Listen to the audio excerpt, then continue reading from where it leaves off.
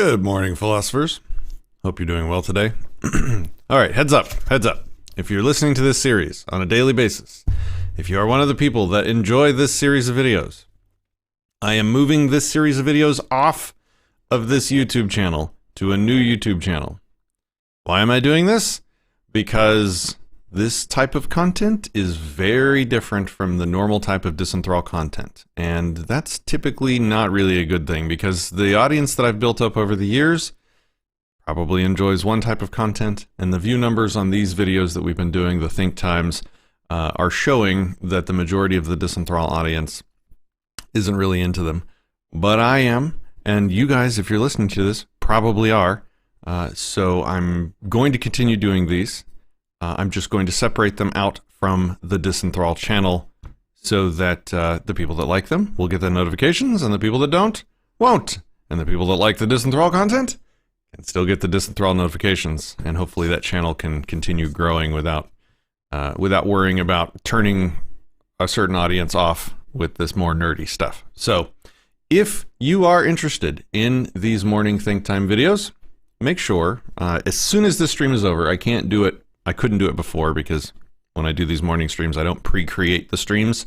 So the link is not in the description yet, but as soon as this stream is over, I'm going to go back and edit the description and add links to it.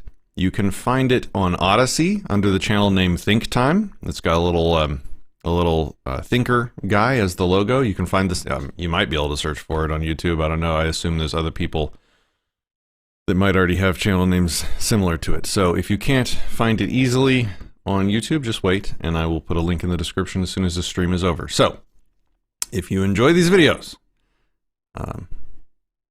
you will find them on a different YouTube and a different Odysee channel starting tomorrow. This is going to be the last video. In fact, I'm going to move the existing Think Time videos from this channel to that channel. This will be the last Think Time video on the disenthrall channel. So I'm not sure if I will continue doing them on Facebook or Periscope under the disenthrall channel. You guys can let me know if you would prefer me to do that. Otherwise, they will only exist on YouTube and Odysee going forward. Thanks for participating. For those of you listening, thanks for participating in this new type of content experiment. It seems like most people don't really care for it, but the people that do care for it and listen really enjoy it. And I really enjoy it. I do this anyway on my own, so of course I really enjoy it.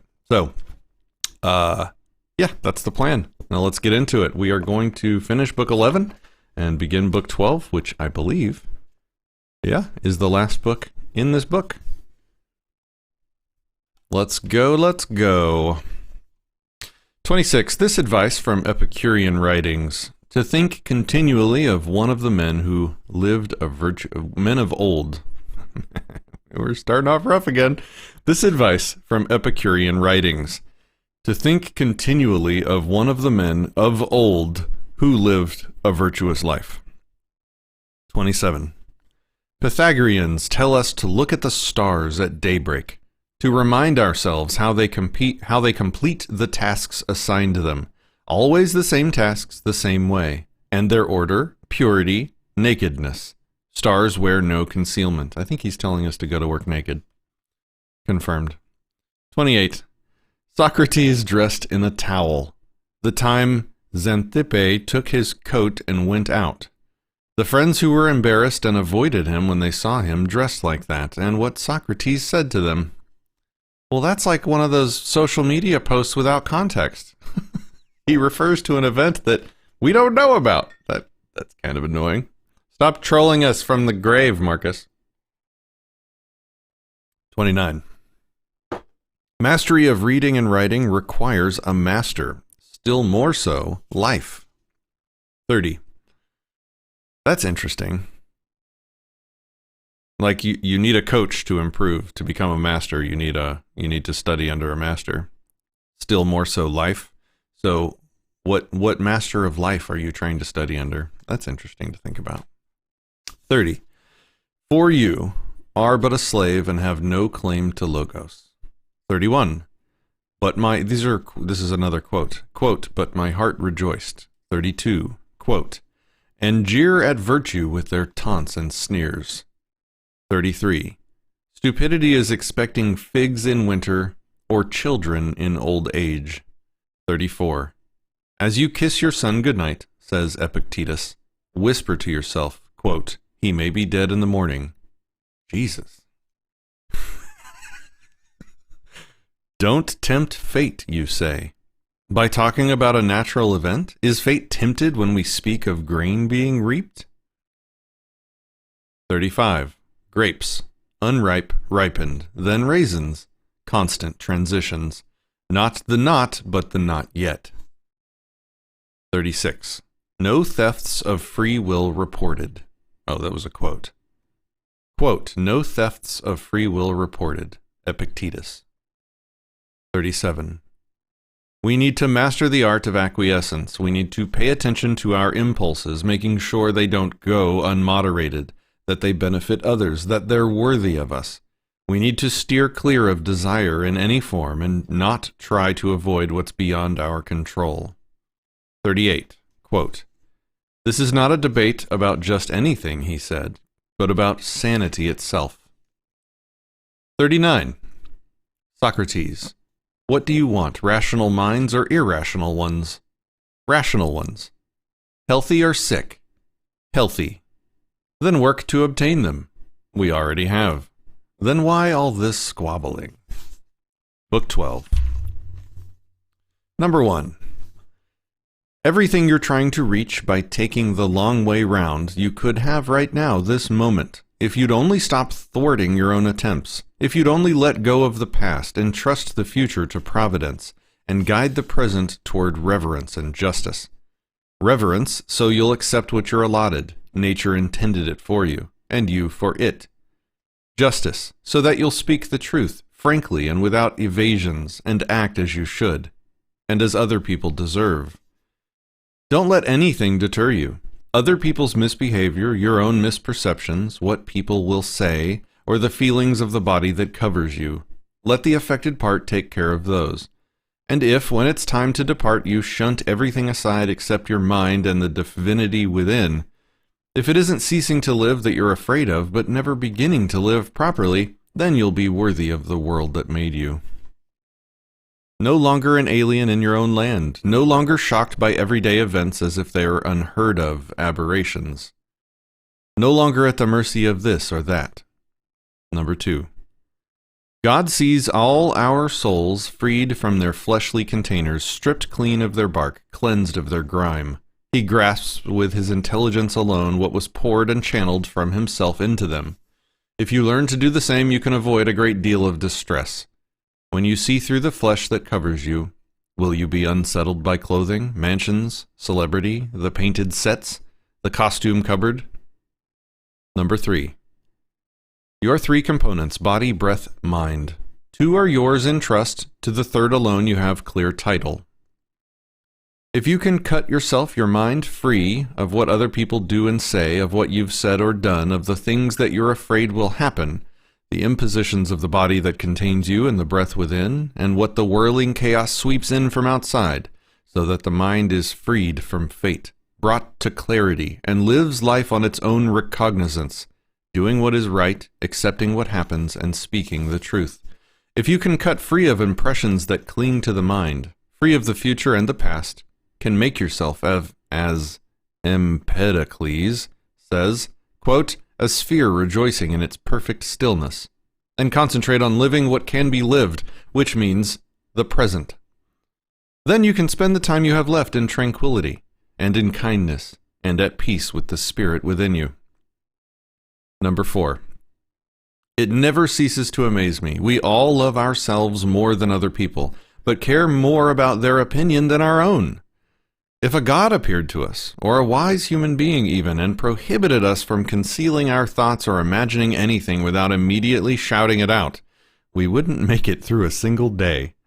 That's how much we value other people's opinions instead of our own. Number 5.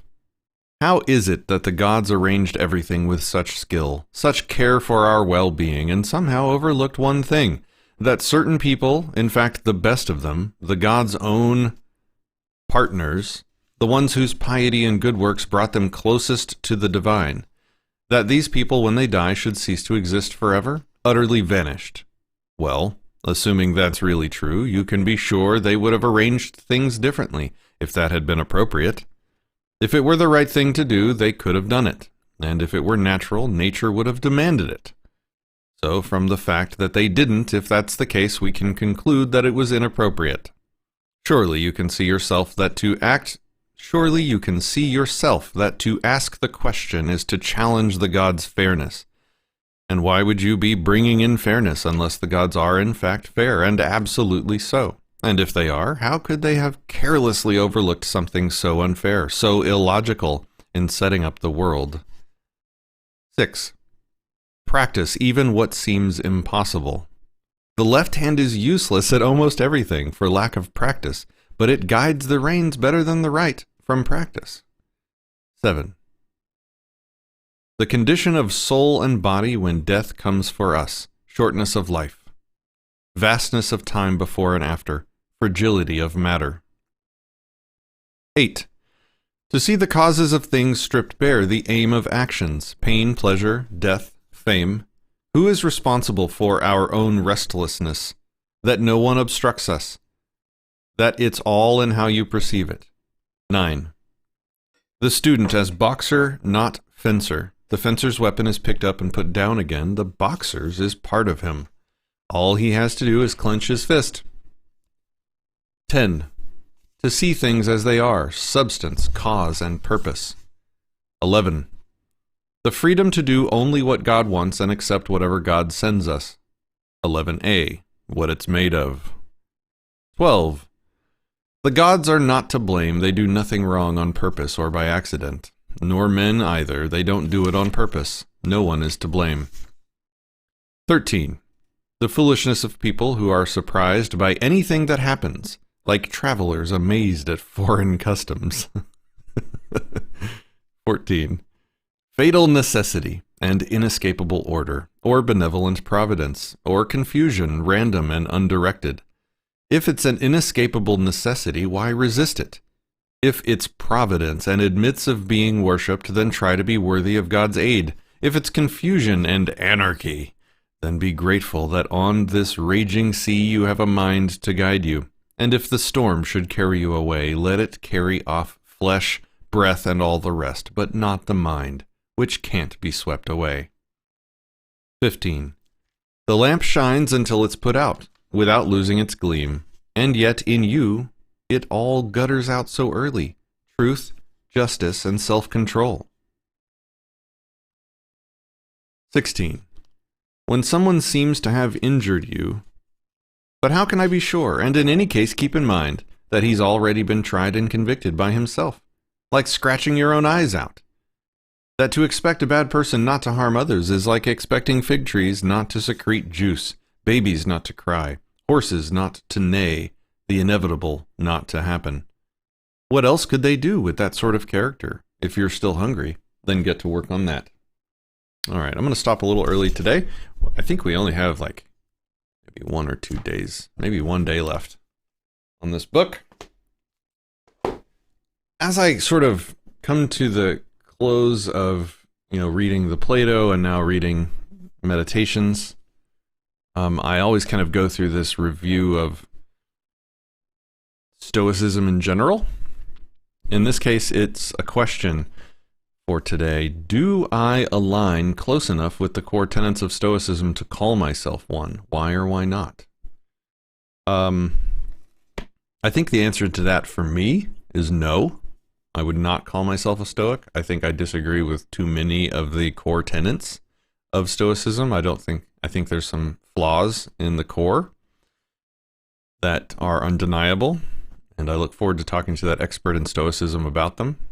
Some of them would be the belief in the spirit world.